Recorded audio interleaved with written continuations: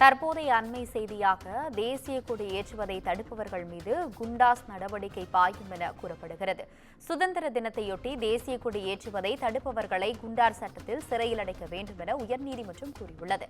கொடியேற்றுவதை தடுப்போர் மீது காவல்துறை நடவடிக்கை எடுக்காவிட்டால் வழக்கு தொடரலாம் எனவும் கூறப்பட்டுள்ளது. குடியிருப்பு நலச்சங்கத்தில் கொடியேற்றுவதை முன்னாள் நிர்வாகிகள் தடுப்பதாக புகார் நாளை அவசர வழக்காக விசாரிக்க முறையிடப்பட்டது. தேசிய கொடி ஏற்றுவதை தடுத்தால் குண்டாஸ் பாயும் என கூறப்படுகிறது. இதுகுறித்து கூடுதல் விவரங்களுடன் இணைகிறார் எமது தலைமை செய்தியாளர் சிவா. வணக்கம் சிவா, உங்களுடைய கூடுதல் விவரங்களை சொல்லுங்க.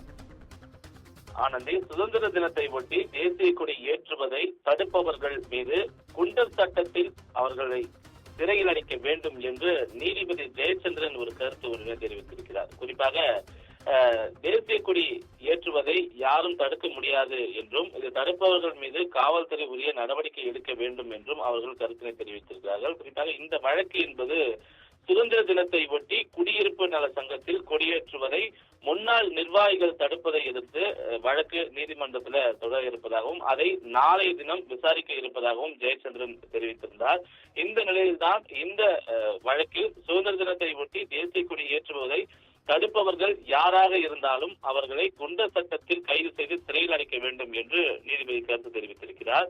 தேசிய கொடி ஏற்ற பாதுகாப்பு வழங்க வேண்டும் என்று ஒருவர் வழக்கு தொடுப்பதே ஒரு அவமானமான செயல். அந்த நிலைக்கு அவர் தள்ளப்பட்டிருக்கிறார் என்ற ஒரு கருத்தினையும் அவர் தெரிவித்திருக்கிறார்.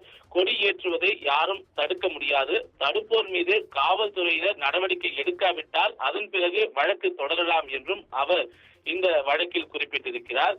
எனவே போலீஸ் பாதுகாப்பு வழங்க வேண்டும் என்று இந்த தொடுக்கப்பட்ட இந்த வழக்கில் நீதிபதி போன்ற ஒரு கருத்தை தெரிவித்திருக்கிறார். ஏற்கனவே கடந்த காலங்களில் அட்டவணை பிரிவை சார்ந்த ஊராட்சி மன்ற தலைவர்கள் தேசிய கொடியை ஏற்றாமல் அவர்கள் அவமதித்த நிகழ்வுகள் எல்லாம் தொடர்ந்து நடந்து வந்த நிலையில இது போன்ற நிகழ்வுகளுக்கும் இந்த அறிவுரை நீதிபதி சொன்ன இந்த கருத்து என்பது பொருந்தும் என்பதை நம் பொருத்தி பார்க்கலாம். ஏனென்றால் அட்டவணை பிரிவை சார்ந்தவர்கள் என்ற ஒரு காரணத்தினாலேயே அவர்கள் தேசிய கொடியை ஏற்ற விடாமல் பலர் அவர்களை அவமதித்த செயல்கள் கடந்த காலங்களில் நடைபெற்றிருக்கிறது.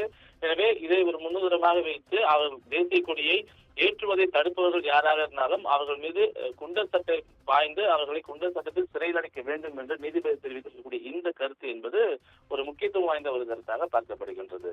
ஆனந்தி, உங்களுடைய கூடுதல் விவரங்களுக்கு நன்றி சிவா.